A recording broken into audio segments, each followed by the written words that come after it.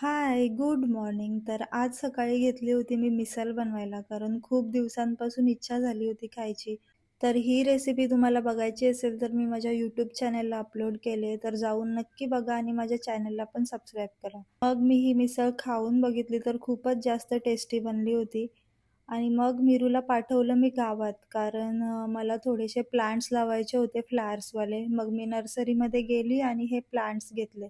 तर येताना असं वाटत होतं खूप सारा पाऊस पडेल आणि खरंच जामच पाऊस पडायला लागलं. मी येताना भिजली होती पूर्ण आणि बिल्डिंग खाली आली बघते तर लाईटच नव्हती. मग मी सीड्यांवरून वर गेली. जस्ट असा दरवाजा ओपन केला आणि बघते तर ही माझ्या हॉलमधली विंडो ओपनच होती आणि पूर्ण पाणी घरामध्ये आलेलं.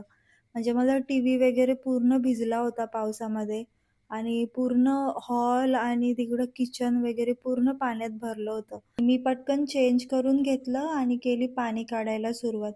तर खूपच जास्त पाणी आलं होतं. नशीब मी आज मीरूला काय तर घरी पाठवलं होतं.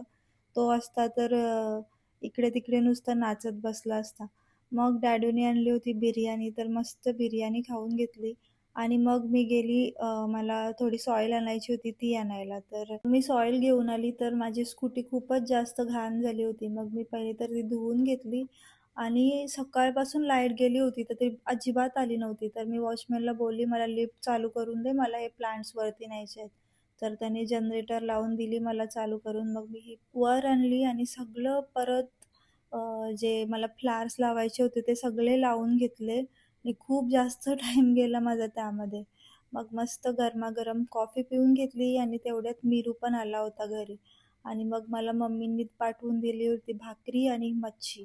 ती खाल्ली आणि आम्ही गेलो इकडे देवकृपावर, कारण मीरूला घ्यायची होती स्कूल बॅग, कारण त्याचा मंडेपासून स्कूल स्टार्ट होणार होता. तर डॅडूला काय आवडली नाही, बोलते असली लोकल माझ्या पोऱ्याला मी नाही घालून देणार.